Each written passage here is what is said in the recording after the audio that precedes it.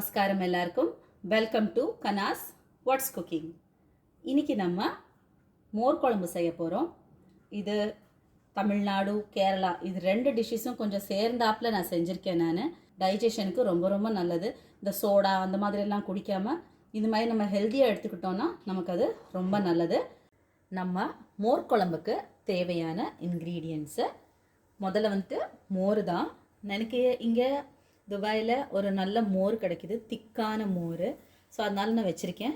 மோர் குழம்புக்கு மெயின் இன்க்ரீடியண்ட்டை தேங்காய் எண்ணெய் தான். செக்கில் ஆட்டின தேங்காய் எண்ணெய் யூஸ் பண்ணிகிட்ருக்கேன். அதில் நீங்கள் செய்யும்போது டேஸ்ட்டு ரொம்ப நல்லாயிருக்கும். அதுக்கப்புறம் மோர் குழம்புல உங்களுக்கு தேவையான வெஜிடபிள்ஸ் போடலாம். இன்றைக்கி நான் ஒயிட் பூசணிக்காய் எடுத்திருக்கேன். நீங்கள் இதில் பீன்ஸு, வெண்டைக்காய் இந்த மாதிரி நீங்கள் வேறு எந்த காய்கறிகள் கிடைக்குமோ நீங்கள் அதை போட்டு கூட நீங்கள் செய்யலாம். பீட்ரூட் கூட நீங்கள் போடலாம், ரொம்ப நல்லாயிருக்கும். நான் ட்ரை பண்ணியிருக்கேன். இதுக்கு நான் ஒரு பெரிய தக்காளி அது பொடிசாக கட் பண்ணி வச்சுருக்கேன். அதே மாதிரி ஒரு பெரிய வெங்காயம். காரம் நமக்கு இந்த பச்சை மிளகா தான், ஒரு 5 பச்சை மிளகா எடுத்திருக்கேன். தாளிப்புக்கு கொஞ்சம் கருவேப்பிலை.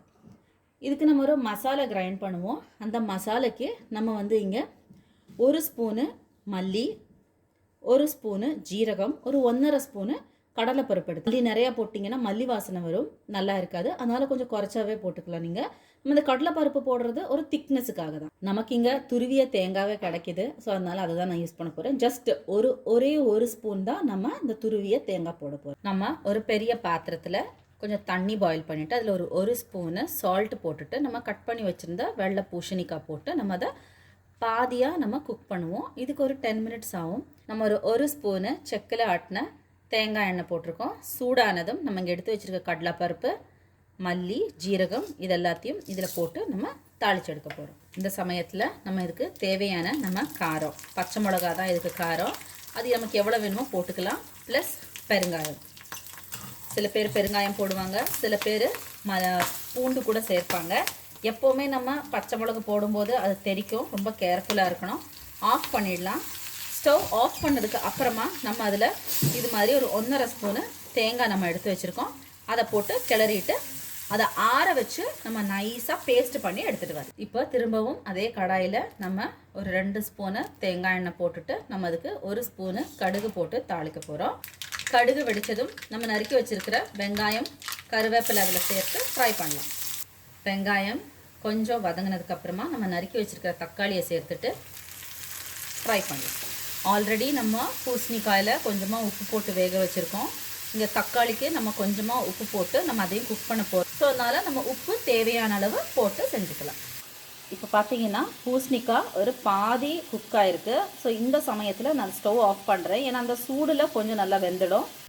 தக்காளி நல்லா வதங்கிடுச்சு. இந்த சமயத்தில் நம்ம ஆஃப் பண்ணிடலாம், ஏன்னா நம்ம அதை கிரேவியோடு சேர்த்து கொதிக்க விட போகிறோம். இந்த பாதி வந்த பூசணிக்காயோட நம்ம அந்த அரைச்ச மசாலாவை சேர்க்க போகிறோம். நம்ம முழு தனியாக நீங்கள் அதுவும் அந்த தேங்காய் எண்ணெயில் வதக்கி சேர்க்கும்போது அதோட மனமும் டேஸ்ட்டும் ரொம்ப நல்லாயிருக்கும். சில பேர் மோர் குழம்புல தக்காளியெல்லாம் சேர்க்க மாட்டாங்க, ஏன்னா அது கலரு வராது அப்படின்றனால, அப்படியே வெள்ளையாக இருக்கணும் அப்படின்றனால தான். ஆனால் நீங்கள் தக்காளி போட்டு செய்யும்போது டேஸ்ட்டு ரொம்ப நல்லாயிருக்கும். தண்ணி முடிஞ்சளவு குறைவாகவே யூஸ் பண்ணிக்கோங்க, ஏன்னா நம்ம மோர் ஊற்ற போகிறோம் லாஸ்ட்டில் அப்படின்றனால ரொம்பவும் தண்ணி ஆயிடுச்சுன்னா மோர் குழம்போட டேஸ்ட்டு ரொம்ப கம்மியாயிடும். இப்போ நம்ம இதை சிம்மில் வச்சுட்டு ஒரு 5 மினிட்ஸ் டு 7 மினிட்ஸ் நம்ம குக் பண்ணோன்னா அது நல்லா வெந்து உப்பு காரம் எல்லாம் சேர்ந்து நல்லா வந்துடும். இந்த சமயத்தில் உப்பு காரம் அதெல்லாம் பார்த்துக்கோங்க. மோர் குழம்பு அப்படின்றது நம்ம டைஜஷனுக்காக தான் நம்ம யூஸ் பண்ணுறோம். நம்ம விருந்துன்னு எடுத்துக்கிட்டோன்னா அதில் கண்டிப்பாக மோர் குழம்பு இருக்கும். ஏன்னா நம்ம நிறைய மசாலா பொருட்களோடு நம்ம சாப்பிடும்போது நமக்கு அதெல்லாம் டைஜஸ்ட் ஆகணுன்றதுக்காக கடைசியில் எப்போவுமே கேரளாவில் மோர் குழம்புன்றது ஸ்பெஷலாக வச்சுருப்பாங்க. அவங்க ப்ளைனாக வைப்பாங்க, ப்ளைனாக வேணாலும் செஞ்சுக்கலாம், நீங்கள் காய்கறி போட்டும் நீங்கள் செஞ்சுக்கலாம். இது கொஞ்சம் கேரளா அண்ட் தமிழ் எல்லா ஸ்டைலும் மிக்ஸ்டு இது. ஸோ ட்ரை பண்ணி பாருங்கள். நம்மளோட மோர் குழம்பு ஆல்மோஸ்ட் ரெடி ஆகிடுச்சு. நம்ம இதுக்கு மஞ்சள் சேர்க்கலை, அந்த தக்காளியோட ப்ளஸ் அந்த மசாலையோட கலர் தான். இப்போ பார்த்தீங்கன்னா அதில் இந்த தனியாவோட நல்ல ஸ்மெல் இருக்குது. இந்த வெஜிடபிள் பார்த்தீங்கன்னா ஆல்மோஸ்ட் ஒரு 80% தான் குக் ஆகிருக்கு. இது இந்த சூடாக இருக்குது, இந்த சூட்லேயே இது நல்லா குக் ஆகிடும்.